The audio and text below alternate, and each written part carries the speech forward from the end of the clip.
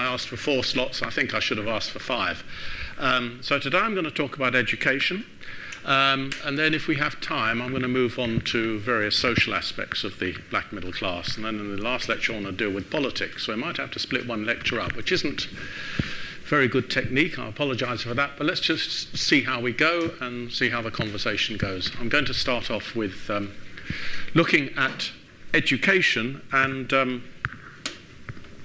what has happened, because I think education is extremely important. I think most of us are pretty aware about the importance of education and what it does in terms of the individual's prospects in life. And I think what cuts across South African society is the intense interest which parents take in getting their kids the best possible education they can get in their particular circumstances. And on the whole, you'll find that, I suppose, broadly speaking, established middle-class people look at getting their kids a good education to consolidate, basically, their kids' prospects in life, to presume that they will continue being middle-class. Or I think in the black community particularly, education has always historically been seen as an important step on the ladder to move upwards in society. And that's understandable, given what we were talking about in the history of the black middle class and the way in which the mission education and acquisition of literacy played a very important role in the foundation and development of that early black middle class. Now, what happened after 1994? Because we all know about the sad history of education in this country, Bantu education and so on, and the way in which education was racially segregated and was not just inferior, just terribly inferior for blacks, of course. Now, when the ANC came into power, it was basically faced with the prospect of integrating something like 15 educational systems. By the time you've added up the educational systems for whites, coloureds, Indians, etc., and then you've got the various homeland educational systems, you ended up with 15 different educational systems, and the daunting prospect was uniting them into one system. And obviously the great aim of the ANC was to improve access and the quality of education for everybody across the board. Now, there was going to be, as we shall see, something of a what Crane Sudian, who used to be DVC here, and a very prominent educationist, has called a class settlement around what happened in the educational system after 1994. In the very last few days, in the 1990s basically, as the prospect of democratization loomed, the National Party government had granted ownership, essentially, of schools to school governing bodies of parents and teachers, sometimes with pupil representation thrown in. And basically the school governing bodies were given powers of hiring and admitting particular students. Crucially, they were now allowed to impose fees. So this was a significant devolution of power, which had previously been with government bodies, to school governing boards. And this was basically referred to the old white high schools. And the ANC was faced with an immediate dilemma. To retain what became known as the Model C schools, originally the term Model C came from a grading A, B and C, but basically it had ended up with the most important facet of these was the Model C schools, which were basically the old white high schools. And the ANC was faced with a dilemma, and it had a whole clutch of educationists behind it. What to do with the white high schools? Was it simply to increase black access and keep their relatively good quality high?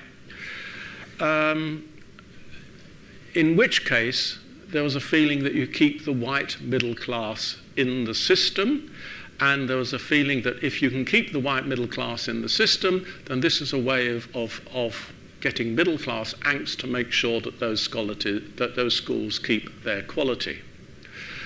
On the other hand, the problem with doing this was that if you simply just allowed the existing white high schools to continue with school governing boards with considerable autonomy, then, and just allowing increased access, then you're going to, in many ways, just simply retain middle class privilege unless you do something very radical with what went below. Now, the South African Schools Act of 1996 divided the educational system into 5 quintiles, and basically these ranged from 1 to 5, not surprisingly. The key facet of this was that they all had different levels of state funding. And effectively, the high levels, quintiles 4 and 5, were to be fee-paying. These were effectively the old Model C schools. They lost that terminology then, but it's often used because it's a familiar way. Quintiles 4 and 5 is rather clumsy. And the school governing boards were confirmed, if not given, considerable powers over their admissions, language policy, hiring of teachers, and so on, although no explicit racial discrimination henceforth was to be allowed. Lower quintile schools were also enabled and expected to charge fees because the educational expenditure in the budget was already high. But as we know, many black parents have been unable to afford even the very modest fees that the schools at the bottom of the ladder tend to charge. And the figure I have, 2011, I don't know what the present figure is, 2011, 55% of learners are still paying no fees at all. But let's just look at these important powers which school governing boards had. Admissions, well, I think admissions policy really is, you can say this is where, if you use these terminology, class struggle may come in. Because what admissions policy gives you is the right not only to admit, but to exclude. So school governing boards were giving considerable capacity to keep out those they did not want. Now, it may not be that they could explicitly use racial terminology, but there are all sorts of other facets, other social indicators which you may be able to use to keep those people you don't want in the system out. Language, of course, is another issue, but we may want to go into that in question time. Hiring was extremely important because, of course, what happens in the former Model Cs is that the state pays for a certain number of school teachers, and the school governing boards have capacity to hire others. And the fees which have been imposed by school governing boards are very, very considerable now, so that if you're going to a good quality Model C school, you may be paying up to something like 30,000 rands per year these days for one child. So that's pretty considerable and pretty much on par with what you're paying at university as well. Now, the outcome has been a two-tier educational sector, and if I can quote two of our leading educationists, we have a poorly reserved educational sector serving the poor and mainly black population, while the wealthy have access to private and semi-private schools. Government policy has allowed the middle class to secure control of the historical ex-white school sector, empowering a new deracialized middle class to obtain semi-private education. So in other words, what we have had is the fact that the school governing boards are able to pay fees. They get rather little subsidy these days. I think for when I was doing interviewing of heads, I think the sort of subsidy in a school like Rondebosch High School, they're only getting about something remarkably small per year, something like 200 rands subsidy per pupil for a year from the state. So really, many of these former high schools have become very, very heavily dependent on the need to impose fees. Crane-Soudian, I mentioned this term, he described what happened as a class settlement, whereby the old middle class has secured buy-in from the new middle class around the notion of good schooling, and black parents see themselves as buying education as a commodity, enabling children to gain access to the world of work. Now, of course, most of these schools will pay at least strong lip service to the notion of a liberal education, the role of the humanities, and how wonderful it is to have a broad education spread across the range of disciplines and so forth. But I think what we find is that most parents, not just black parents, have a quite instrumental view to education, which will extend to their really just thinking of how their kids are going to get on, are they going to get access to university, what sort of job they're going to get, and so forth. And of course, what you also have set up in this is an enormous, basically, market of education, of the setting up enormous competition between different schools, even within the semi-state sector, so that Model Cs will compete with each other, and they will compete to get parents in. So they're basically competing to get bums on seats, and they'll be placing much emphasis upon their classroom sizes, what they offer, the facilities they offer, the sports opportunities, and so on and so forth. And this increasing market in education has encouraged a flight from township schools and hopping up public schooling hierarchy by busing or moving for better suburbs. Some very interesting work done by a Canadian sociologist in Durban. He spent 2 or 3 years there looking at the school system and what was going on. And basically what he found was that there was an enormous amount of actual physical movement of people to get into the best schools. Of course, there is some sort of connection between area where you live and your right to access that education. So what you get is quite literally quite a number of people moving house so that they can gain access to better schooling for their kids. And this goes across the racial spectrum. So for instance, at the bottom of the system, you will get those black parents who can afford it moving out of the township into, they're buying a house in an area they can afford. And of course this may mean not just former white housing, but former Indian housing or whatever. So they will actually move area to get better access for their kids. Alternatively, there is massive busing, or taxiing basically, for much of the black population, to get kids into better schools. So you have got this hopping going on, and it's been accompanied by a very significant expansion in private schooling. Now, of course, this country has an old established network of private schools, the bishops and the St. Andrews and the Michael houses of this world. Basically, in former times, they catered for largely the Anglo elite, whereas the Afrikaans elite tended to stay in the state system. They have continued into the present system, and they, of course, they began to open admission bit by bit from the late 1980s, but little bit increased pace in the 1990s. Today, they have remained substantially white, but have increasingly granted access to black pupils through, of course, if black parents can pay fees, well enough, but also through scholarships and endowments and so forth, and incidentally quite a lot of granting access to kids from the region, from the Botswanas and the Zambias and so on and so forth.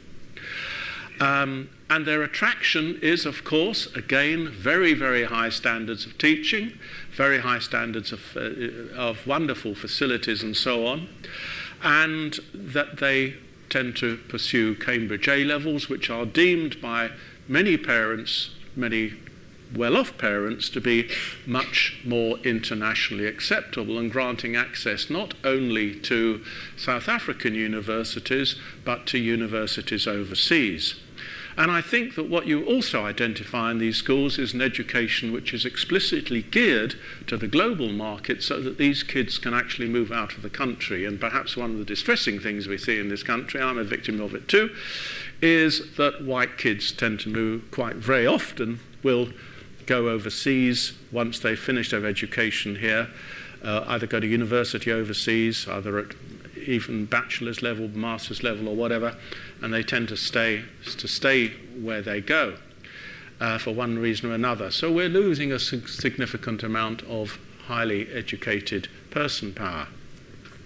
But what is interesting is that not the way in which the very high-level schools have begun to change, but the increased competition that they are facing from the very significant opening up of private schools around the country, from basically sponsored or established by global education companies, the two major of which in this country are Curro and Advtech, which runs Crawford Schools. But the growth of private schools is quite enormous. And what is happening, I mean, just if you drive around suburbs, certainly in Johannesburg, where I lived until very recently, you're going to find Curro schools springing up all over the place. And they are at the junior levels and they go into the high school levels as well. And a lot of parents are moving their kids out of the Model C, the former Model C schools, now into the private sector.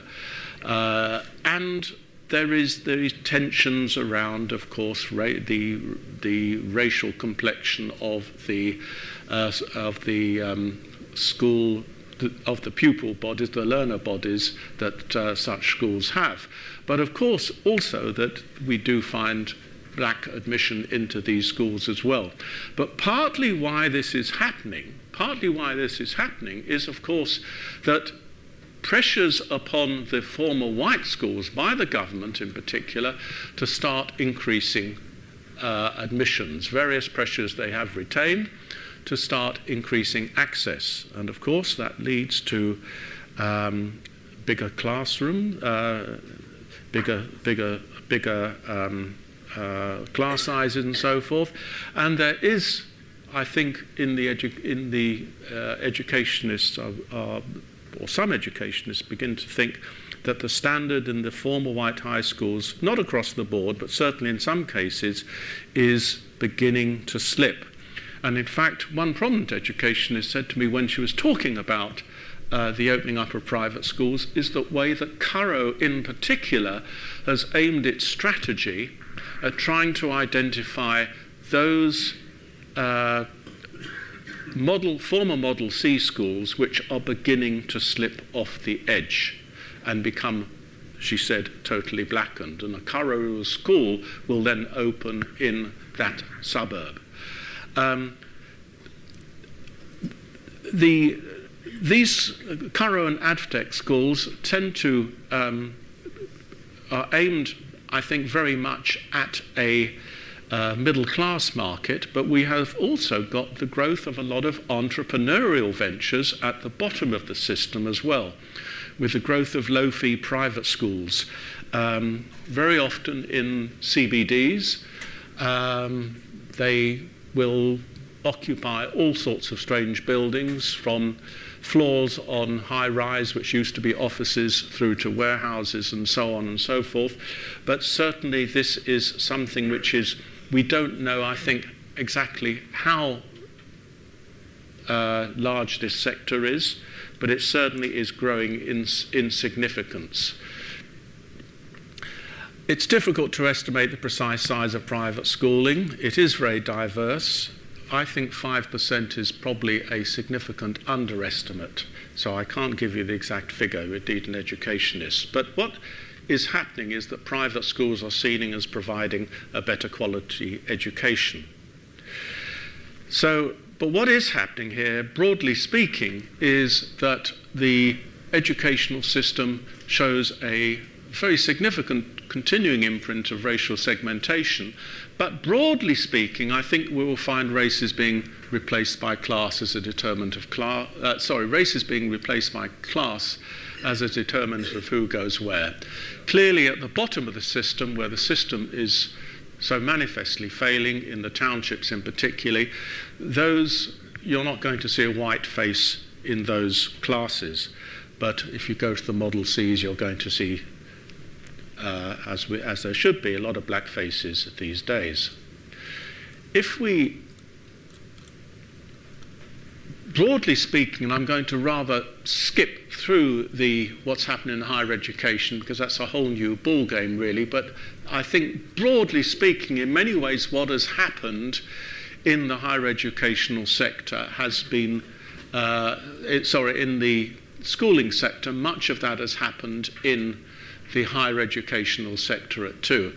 And I've just got some figures here. If we look at what is the most significant aspect, of course, is the widening of admission, the significantly fast widening of admission to black students since basically democratization. So the figure here is 286,000 in 1995 to the 2012 figure of 660,000. And of course you've got increased admission for coloureds and Indians as well.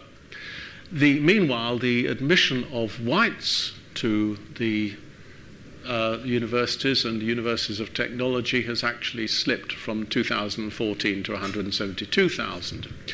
So, there has been a significant expansion of access to the universities.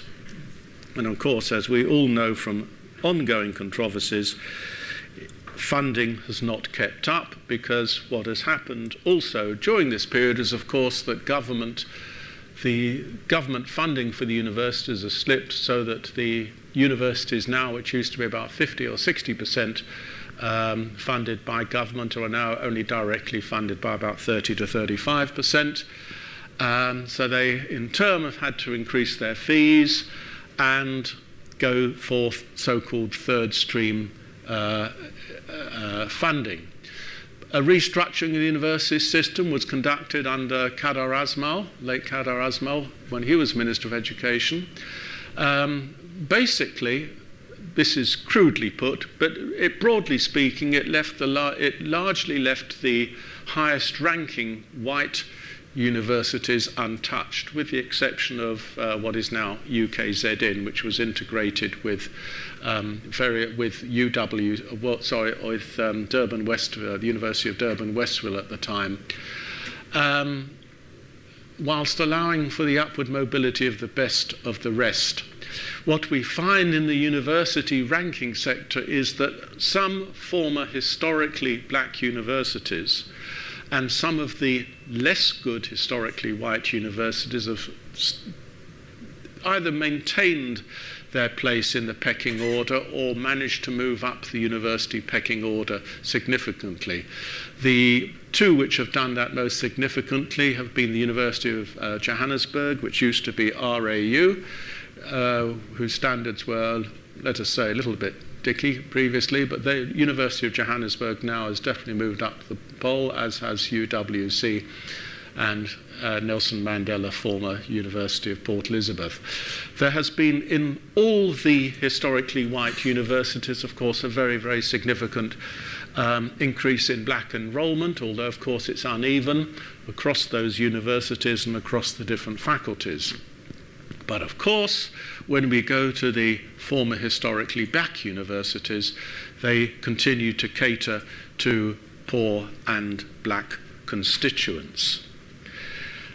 Now, just to a last few lines on this is that, so what we have is still, against this background, a very heavily skewed output of graduates along racial lines. We know that if you look at the graduation rates for students along racial lines, you will find the effects of poor schooling, because we know that many black kids get into university with a very poor educational background, basically. They may have their matric, but they haven't been equipped to deal with some of the aspects that that university education requires. The limitations of university funding means that many of the bridging courses, which were initially established in the early 1990s to cater to this, were slashed in budget costs, in budget cuts and so forth. There is an inability to pay fees, of course, amongst many black parents, maybe mixed with a bit of an unwillingness as well. And so we have the shocking figures of the way of black graduation. So just 20% of black students graduated at the end of their 3-year degree in 2009. So we know that for the overwhelming number of black students, it takes more than the minimum time to get their degree. And many, of course, fall out along the way. Unsurprisingly, we get to the present moment of fees must fall, and I just put it to you that perhaps the momentum behind fees must fall, going beyond the rhetoric, is in fact, in some ways, it is a protest of the aspirant black middle class. I'm not suggesting that's all it is, but I think that's a very significant part of the dynamism behind the remarkable things we have seen in the last 2 or 3 years. So that's a very hasty overview of where I see what's happened in the educational system and the great importance it has played in the upward momentum of the black middle class. Now, I'm going to break off now just for, see if we've got some questions and discussion about this. And I don't need, that's what I need. And then if we've got some time, I'm going to move on to the next split lecture, so I apologise for that again. But let me just go to the couple of questions there. Yes, well, relating to what I said asked yesterday, which is about the politics of this, the quality of black schools doesn't have to be as bad, poor black schools doesn't have to be as bad as it is, and it's partly because the teachers have not been held to a higher standard, and I put it to you that that's because sad to teachers in Bantustans who may have been thought of as collaborators before became voters, became a constituency. And so by succumbing to what is a black middle class group of teachers, it was done at the expense of the pupils. I would tend to agree with you. And I think, actually, in my book, I cover SADTU quite in some detail. And I think basically what you do have there, as you say, is a semi-professional grouping which has got considerable political and power and quite a lot of strategic power where it is located. And of course, a lot of the angst coming with government has come over the capacity of the government to control teachers. Are they in the classroom and so on and so forth. And the whole issue around school inspectors and so forth. And that goes back partly, so the SADTU says it goes back to the apartheid times and the way in which black inspectors were used to enforce language education and so on. But clearly that's not just the answer. So there is a real issue, and I know that it is recognised, I think, by the Ministry of Education, right up to the top. One educationist who was an advisor to Angie Motshekga said to me, she's a very, very progressive educationist. She said, oh gosh, I wouldn't have thought I'd have heard it from her from 1994. She said, God, if there was one trade union I'd like to ban, it's SADTU. And she's very close to Angie Motshekga. And so I can't believe, but Angie Motshekga has sort of had some rather feeble tries, but they've not come to anywhere. Partly because, of course, of SADTU's position within COSATU, and the COSATU itself is pretty fraught these days, and SADTU has some quite highly placed people in COSATU. Stick of 19% of the black graduates in 2009. Is there any change on that coming up to date, or is that pretty much a stationary figure? I can't actually give you those. Sorry? Oh, sorry. The question was asked whether this is a stagnant figure or whether it's getting worse or increasing. I'm going to have to say to you, since I wrote the book, I haven't kept up with the figures, so I don't actually know. But I think the key aspect of this is that it's very deeply embedded. The fact that, the more, and I can only think that the more the government feels it's got to increase access to universities. On the other hand, the universities are saying the more underprepared students we're taking, the less capacity we have to actually give them a decent education. So the whole system is actually creaking.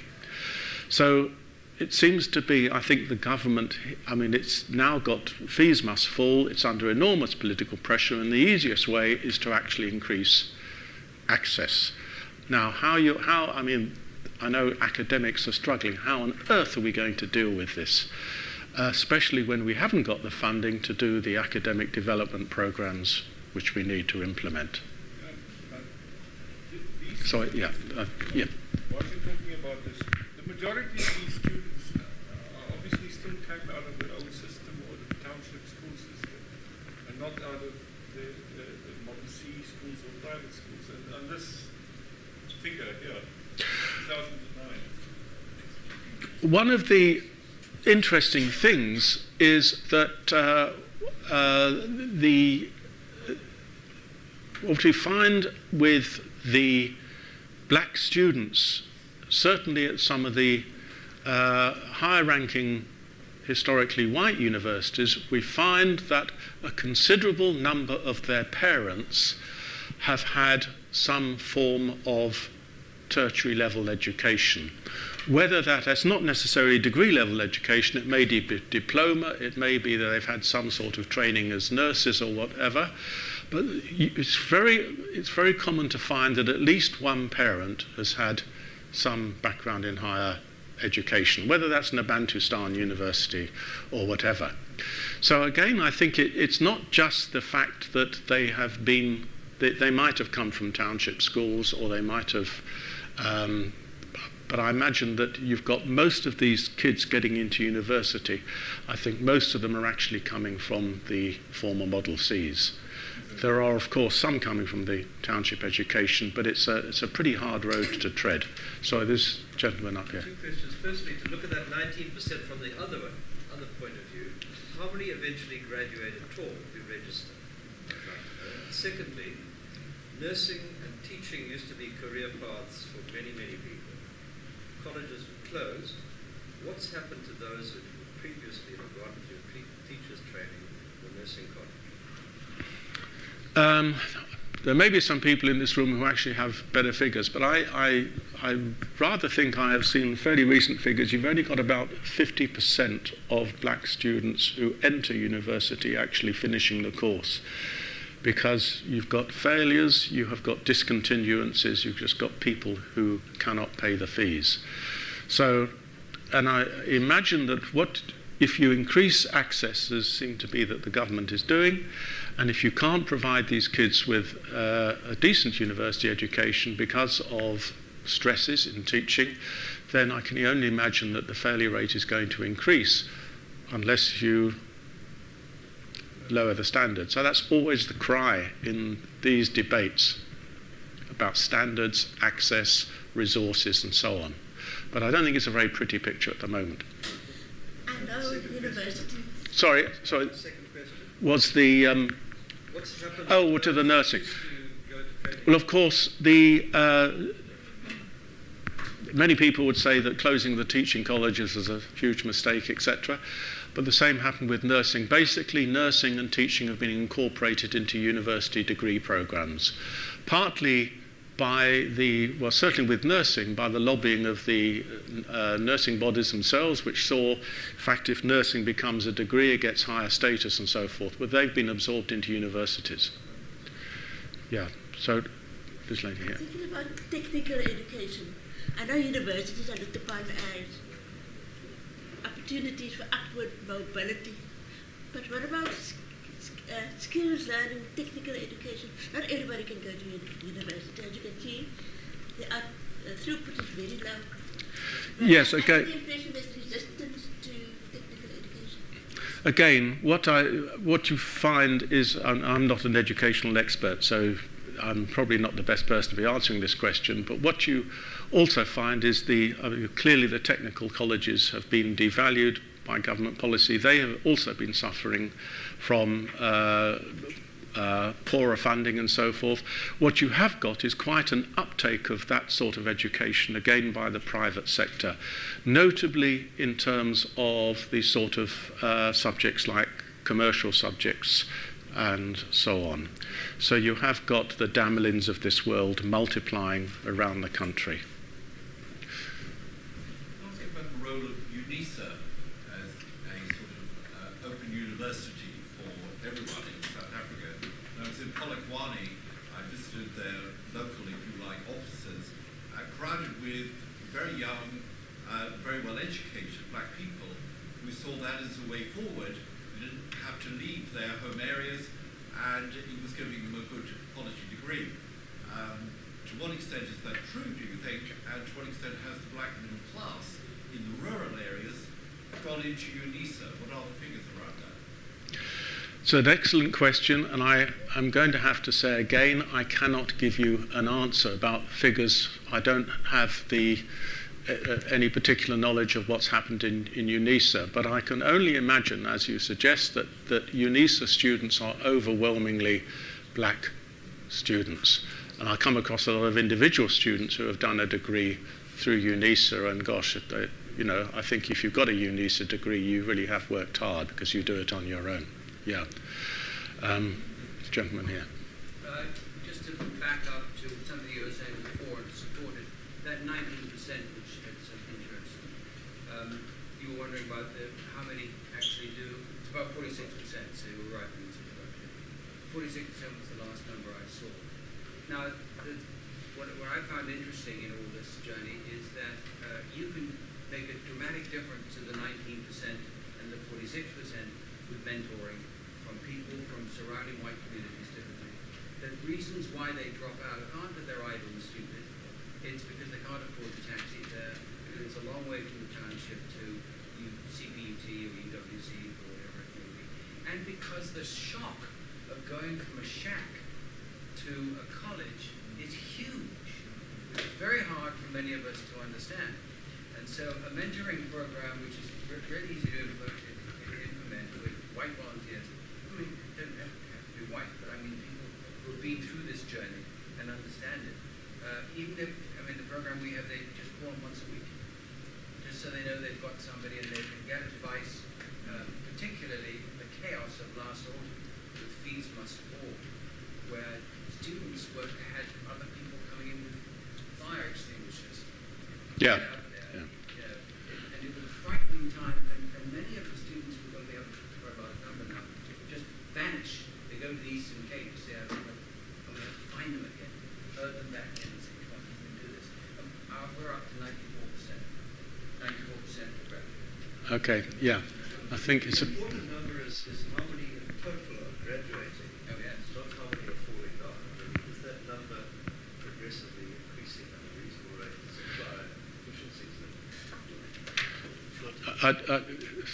So I think, if I can just add to that, I think one of the things is, of course, it's quite important in what disciplines black students are graduating. And the numbers, a lot of black students will go, obviously some will go into the sciences. I was quite, actually, sorry, this is an aside, when I was in sociology at Wits, we did a course for engineers, and I had to go along to the engineering faculty one day to talk about a particular course we ran for the engineers, are fairly reluctant sociologists. So, and I was talking to them, and I said, what percentage of your first year students are black? And he said about 90%. I was just amazed, absolutely amazed, but that's good. But what we do find is that the professional associations like accounting are also instituting a lot of post-university programs to fund black students through their articles and so on and so forth. So there's a question here from the lady. It's crucial that a good education starts at the primary school level. Now, if a teacher at a primary school can't go to university, where are they trained? Because it's pathetic what's going on. Well, yes, I mean, I'm not an expert in education, so I'm not going to get involved in all the details of educational policy, but I agree that everybody is now saying that what's happening in the schools is the problem, not actually what's happening at the university. Just quickly to go back to numbers. Over 1 million kids started 12 years ago. 27,000 wrote mathematics and passed. Now, out of over 1 million. Those 27,000 are the ones that are eligible for medicine, actuarial science, business science, engineering, science. That's the base that South Africa has to work with. And those 27,000 kids are not all black. They're not all going to graduate. They're not all going to go into professions, and they're not all going to stay in South Africa. So I think back to what the lady said, we've got to start at grade R, and we've got to sort out the language policy, because once they get through into grade 12 and are accepted, even if they're accepted at UCT, so many simply can't make it because their quality of the English language isn't good enough, the quality of their mathematics isn't good enough, and they just die. And mentoring would help, but only to a limited extent. If you don't have that foundation, you can't catch up. It just doesn't work. Right. Okay. Well, I think we all have our strong opinions about what's happening in the educational system. So, and we all know a little bit about it, but not all of us know too much about it. But I certainly found that, I'd never written on education before, and I must admit, when I started looking at it, I was woefully ignorant, and I found it an absolutely fascinating subject to be looking at. Now, as I say, I should have had these, I should have asked Fezia for 5 sessions. So what I'm going to do, because I'm going to just now move on to some various, yes, I'm going to have to do the rather uncomfortable thing of, what's this going on here? There we are. Just switching gear halfway through. So, and let's see where we get to today. Changing lifestyles. Right. Just very simply, where does the black middle class live? Of course, the black middle class has moved from, historically, black middle class has moved from rural areas to towns. Even in rural areas, the black middle class has moved to towns, the small rural towns. And in those early days, even small towns had their social structures in which there was a small black middle class living within their own community.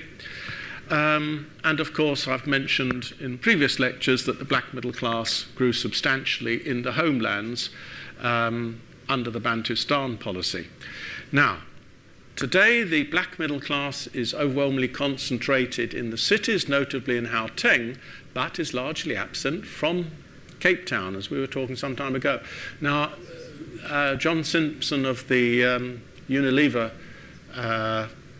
project here kindly sent me some of the stuff on the latest Black Diamond surveys, and he sent me, and this was included in what he sent me. And okay, we talked about methodology in the first lecture and how we count black middle class and so forth. So we have to suspend those judgments, but this is clearly indicative. So this will be based on the living standards measures.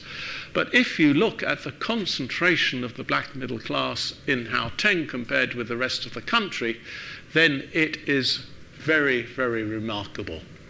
And so this, people are straining, we've got 46% in Gauteng, we've got 18% in KwaZulu-Natal, 8% in the Eastern Cape, and we're just down to 3% in the Western Cape here. Now, obviously, that reflects the particular racial demographics in this part of the world, but obviously it says something else as well, and you might have your own views on what that is. Somebody was asking me the other day, where does the black middle class in Cape Town live in Cape Town? And partly being new to Cape Town, but partly perhaps there isn't a particular area where the black middle class live, but perhaps somebody could inform me after the lecture. But there we are. It's not very, in terms of what's going on in the Western Cape, it's not a very pretty picture concerned in terms of the black middle class presence. Now, what's been happening? I think the expansion of the black middle class has been a very important factor in what's going on spatially in this country, which is quite a complex issue, because you have got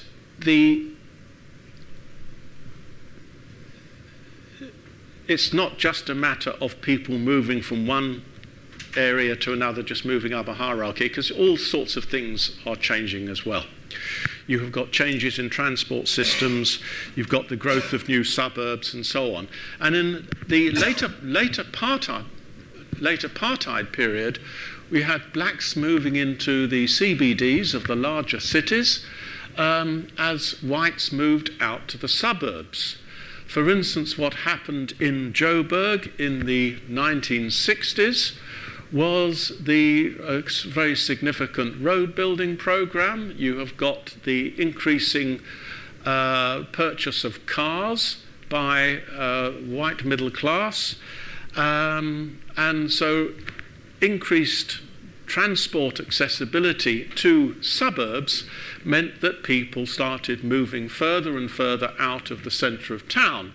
And in Joburg, of course, you had the added factor that, of course, you had the building of Sandton as a counter-attraction to the CBD, and basically the movement of large amounts of white business to Sandton, and that moved a lot of, so you get the very significant expansion of the northern suburbs, which were some of the more snooty white areas were. But what you've got now, of course, and of course, as whites moved out, blacks moved into the flats and houses which they were vacating.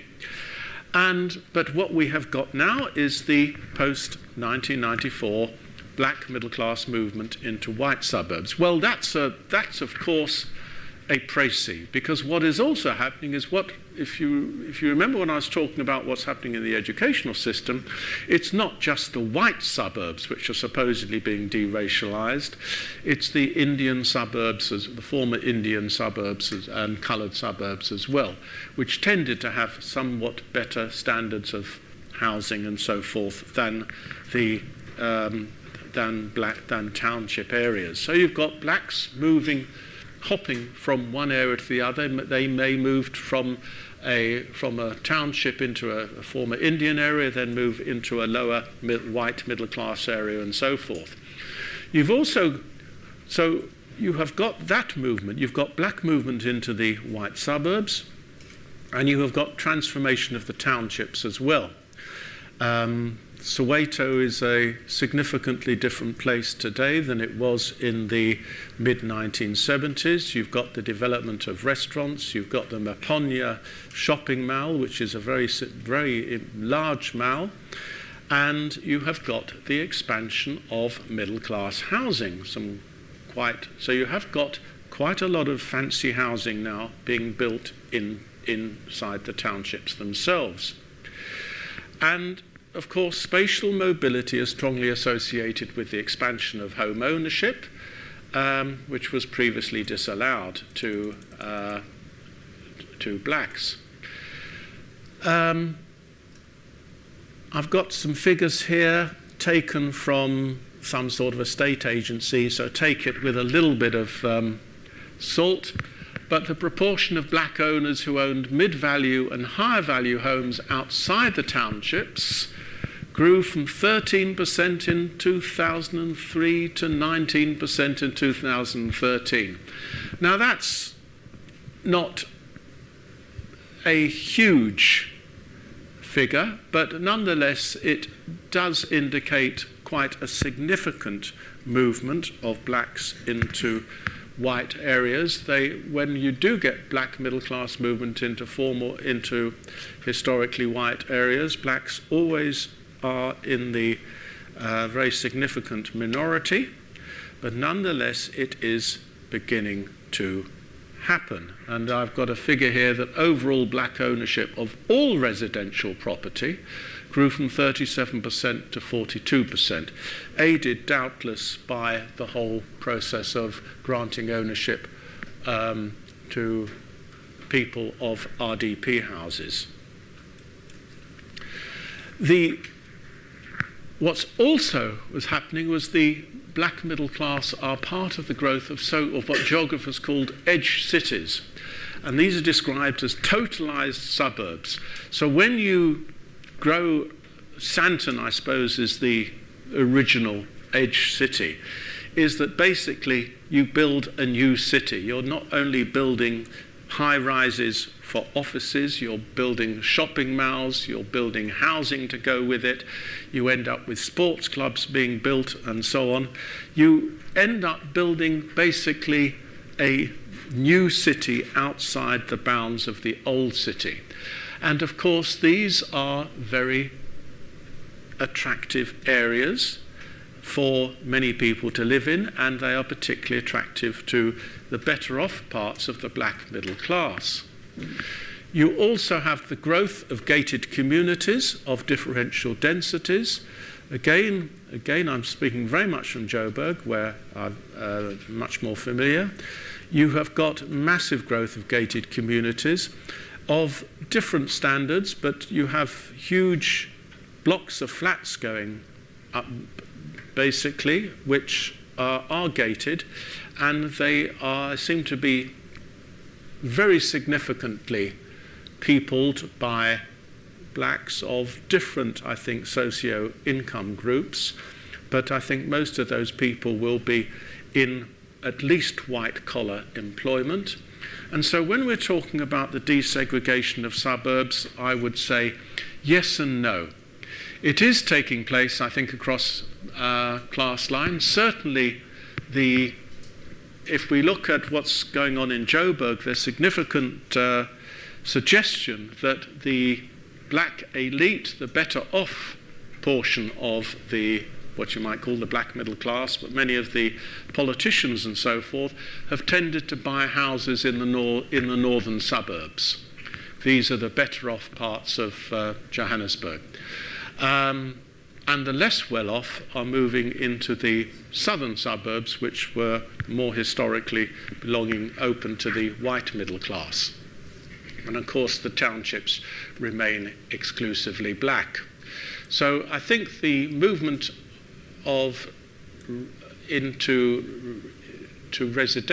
the black movement in suburbia is, I think, a very significant part of what has taken place and what is taking place, I think, with increasing pace as we go along.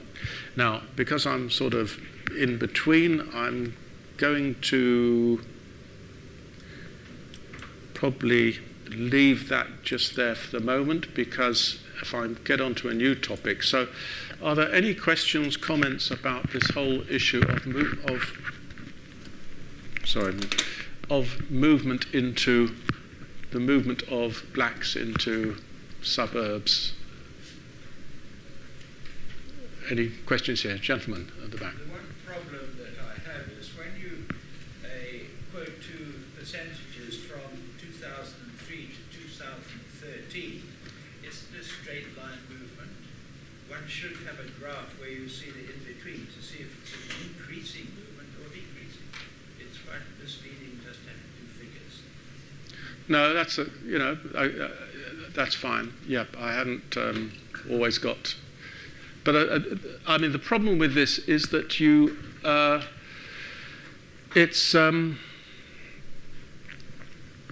it's not always that easy to get the figures, and these aren't always the figures which are available in the standard sources like Stat South Africa and so on. And when you're dealing with movement into suburbs, you're dealing with estate agents, and the stuff that they give you have to really look at quite carefully. But I think that what is happening is, nonetheless, we do know, and you can see it visibly, you can see it, that there is significant movement. Again, it's still very much the minority, but it depends across what towns you're looking at and where you're looking and so forth. It may be suburb specific. Do you feel it is accelerating, in fact? It's certainly a constant, well, no, I wouldn't say constant movement, it's significantly happening. And what is also happening is the building of new suburbs, essentially to cater for new middle classes of whatever background. Some interesting work going on at WITS about what's happening in gated communities, and you do find that you have got a very significant racial mixes in some of the new sort of fairly modest housing gated communities which is happening. What is happening is that you get people living cheek by jowl, quite happily. They're middle-class people of different racial backgrounds living next door to each other. What you do find, though, is that they're not mixing socially, but they're living in the same gated community. So that is one of the characteristics. What does happen is that in the white suburbia, the black middle class as a minority often feel very isolated. And of course in Joburg it's not that, there's not much. You've got the high walls, it's not just gated communities, you've got high walls, you've got the added thing that half the time you don't know who your neighbour is in the first place. So if you're coming from a township where literally everybody's packed in, that's probably your feeling of isolation is more intense than for the average white middle class person anyway. In Botswana, the middle class have houses in the urban areas, but also very much retain a house in their village. The extended family live around the house in the village, it's the nuclear family in the urban areas. Is that a pattern which is discerned here? Well, I think generally this is a refrain. If you, in the sort of focus groups which I engaged in, this is actually quite a familiar frame. That a lot of people, yes, they move into a house in the suburbs, but then they often will, especially I think younger men, they will go back to the townships at the weekend to joll and to have drinks and everything, and then they live in the suburbs during the week. But I think at the same time there is a lot of tension around this, because it's around, and we'll be talking about this tomorrow, is that this tension between the nuclear family and the extended family, and the way in which people are financially torn this way and that, because they've got to cater for brothers and sisters and nephews and God knows what. At the same time, they've got to pay off the bond, they've got to pay for their own kids' school education and so on and so on. and there's a limited amount of money to go round. And what seems to be, and certainly one of my colleagues at WITS found in terms of spending patterns amongst township Africans, which may well be happening elsewhere as well, amongst township Africans was that very often, if they want to buy something, they will buy. I asked for 4 slots. I think I should have asked for 5. So today I'm going to talk about education.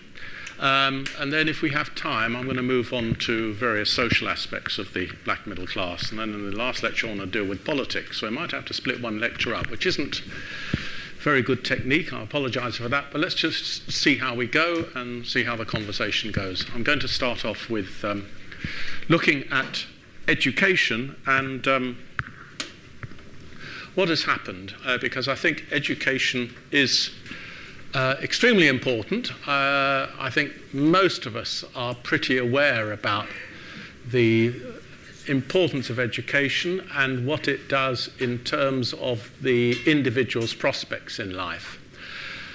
And I think what cuts across South African society is the intense interest which parents take in getting their kids the best possible education they can get in their particular circumstances.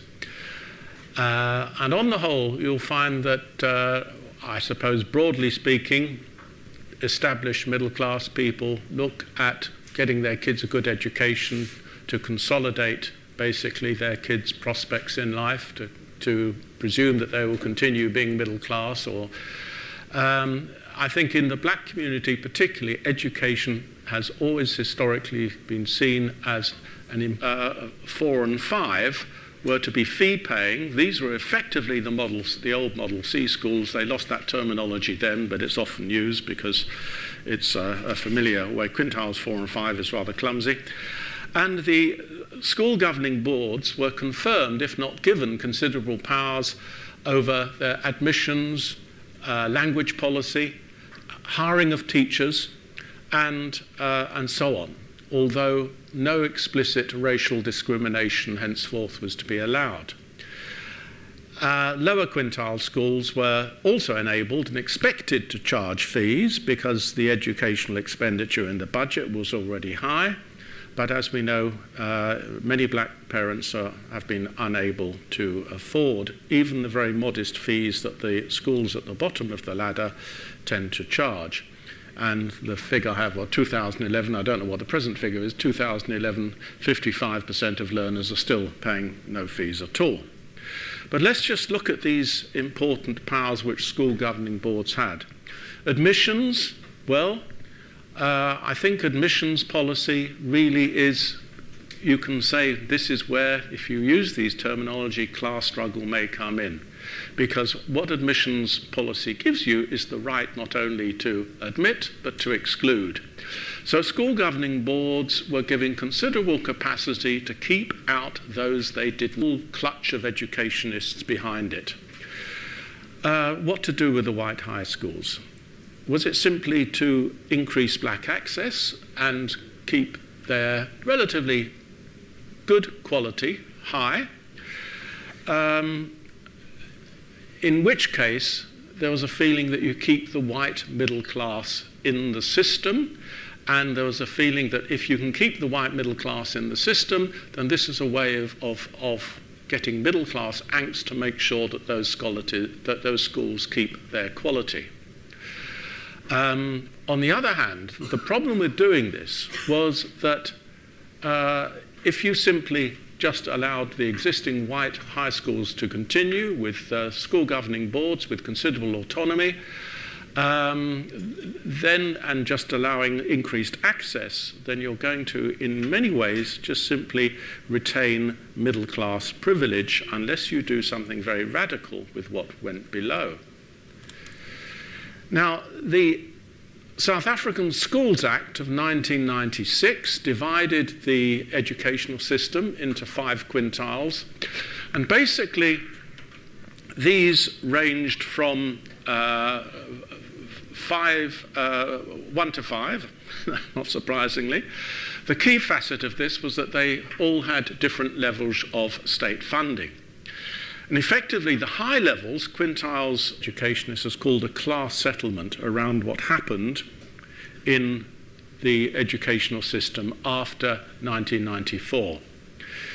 In the very last few days, in the 1990s basically, as the prospect of democratization loomed, the National Party government had granted ownership, essentially, of schools to school governing bodies of parents and teachers, sometimes with pupil representation thrown in. And basically the school governing bodies were given powers of hiring and admitting particular students. Crucially, they were now allowed to impose fees. So this was a significant devolution of power, which had previously been with government bodies, to school governing boards. And this was basically referred to the old white high schools. And the ANC was faced with an immediate dilemma. To retain what became known as the Model C schools, originally the term Model C came from a grading A, B and C, but basically it had ended up with the most important facet of these was the Model C schools, which were basically the old white high schools. And the ANC was faced with a dilemma, and it had a whole important step on the ladder to move upwards in society. And that's understandable, given what we were talking about in the history of the black middle class and the way in which the mission education and acquisition of literacy played a very important role in the foundation and development of that early black middle class. Now, what happened after 1994?